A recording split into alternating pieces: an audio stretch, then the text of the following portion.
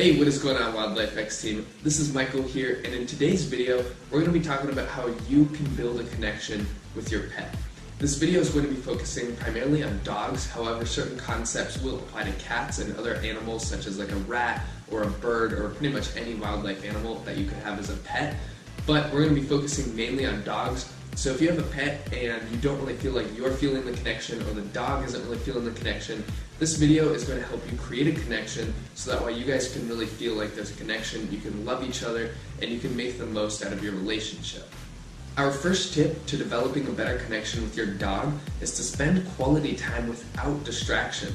Turn off your phones, turn off the TV, turn off everything, and just be with your pet alone.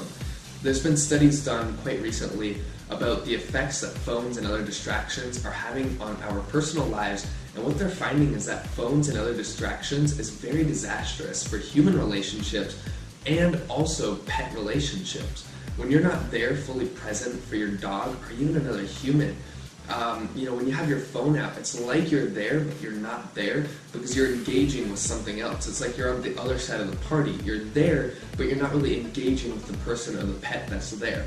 So turn off your phone, turn off the TV, turn off everything, and when you want to develop a connection with your pet, you have to spend quality time with them. You can't be having distractions. It needs to just be you and your pet, and even if you're feeling like this with your human relationships as well, have no distractions.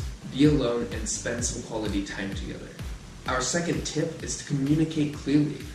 Dogs actually respond better to visual signals than they do auditory signals. So that means if you're giving an auditory command like come here, stop, go, I love you, whatever, they're going to respond to it to an extent, but they're going to be more likely to respond to an actual physical or visual stimulus. So if you're displaying that affection visually, they're going to believe it a lot more. Or if you're saying, hey, come here, and you're being really open and welcoming, they're more likely to come to you than if you're just like, come here.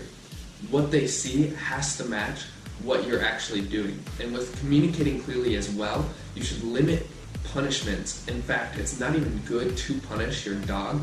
You should only be focusing on the reward section, okay? And you have to be very consistent in the rewards that you give your dog. If you only reward your dog or pet some of the time, your dog may get learned helplessness, where they feel like, okay, I'm only getting rewarded some of the time. They're going to be confused, especially if you're punishing them for certain bad behaviors.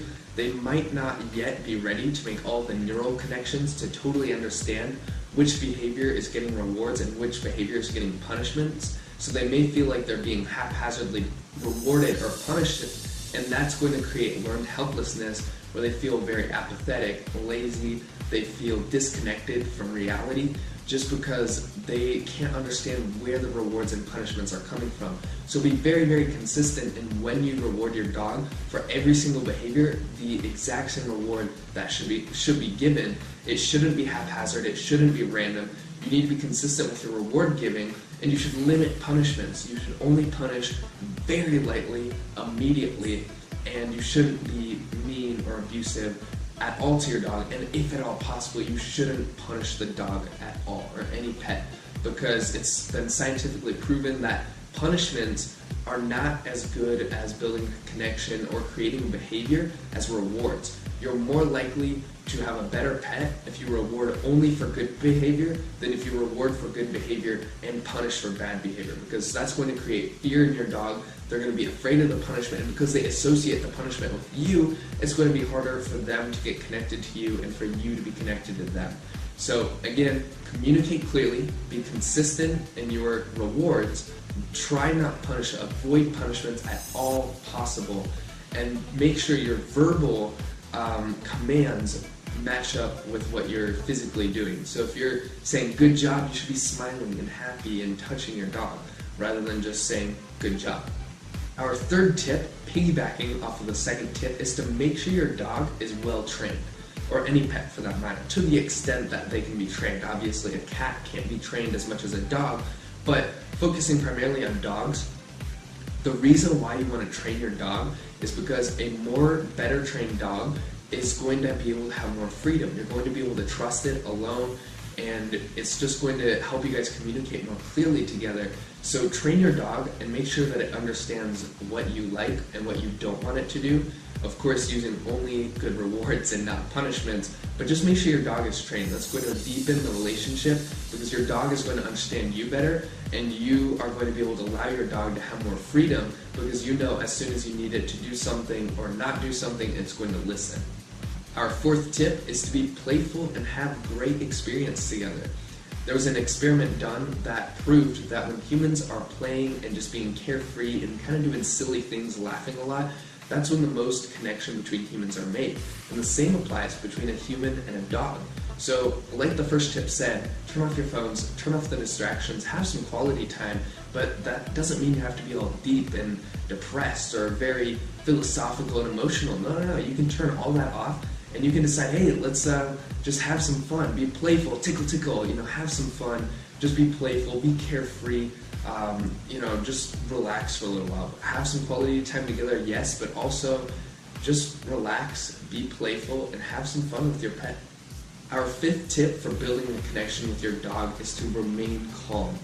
If something goes down where your dog makes a mistake, don't get upset, don't get angry, don't punish your dog, because like we said, that's going to create learned helplessness. That's not going to be good or healthy for your dog. So if something happens, like your dog makes a mistake, be calm.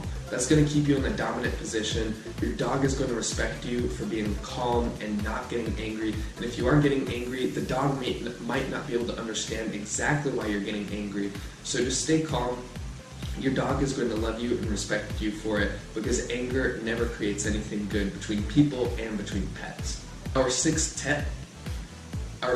tip is to learn canine facial expressions and understand the canine body language. Dogs cannot communicate like we can. I can speak with my voice, but a dog cannot speak with his voice. Of course, he can bark, but he isn't able to create words and sentences like we humans are. However, your dog is communicating in other ways, via body language, via facial expressions, via the way it's acting. So read up and learn about canine facial expressions, so that way you can understand what your dog is communicating to you, whether or not it's happy, it's angry, it's sad, whatever it's feeling, you should be able to understand that. And this is also piggybacking off of the tip where dogs respond more so to visual stimulus than they do verbal, because they're going to be looking at you and they're going to be looking at what you're doing. So if you're very happy, your dog is going to be able to see your smile more than you saying, oh, I'm happy, I'm happy. So the dog is the same way. It's not going to be able to say, I'm happy, or I'm sad, or I'm feeling this, but instead look at the body language. The body language and the facial expressions reveal everything that your dog is feeling. Our seventh tip is to know your dog's preferences. Know what he or she likes or dislikes. Does he like going in the forest? Does he like going for walks in a certain time of the day? Know which type of food he likes. Allow him to get more of what he loves, he or she loves, but take away what he doesn't love. This is piggybacking off of the first thing. Understand your dog's facial expressions and body language. You need to know what your dog is enjoying and what makes it really, really happy. And that's going to deepen your connection between you two, because you're going to be understanding your dog, and so your dog can understand you better. Our eighth and final tip is to be physical. Don't not touch each other. This is another scientifically proven fact, which is that between humans and between pets, physical touch is going to create a huge connection. So make sure you're always petting your dog. Lay with your dog. Just don't be afraid to touch them, because if you guys aren't touching, that's not going to build a physical connection. If you want to be close emotionally, then you also have to be close physically. So you have to be touching each other, you have to be loving each other, and that's going to accelerate the rate at which you build a connection, and it's going to make you feel more comfortable with each other. You're going to feel safer and more connected. Alright, so that's the end of the video. That is 8 strategies for you to be able to create a deeper connection with your pet. This is going to apply to other animals as well, such as cats. Of course, not every little thing is going to apply to that, but to an extent, a lot of these strategies can be applied to other pets rather than just dogs. So if you have a pet or you're trying to get a pet, make sure to write down and apply these principles daily with your pet, so that way you can create a deeper connection and you can enjoy a better experience together. I really hope you guys enjoyed this video. If you have any comments, leave it in the comment section below. And if this video helped you, please leave it a thumbs up because we really appreciate it. My name is Michael with Wildlife X Team, and we'll see you later, guys. Thank you.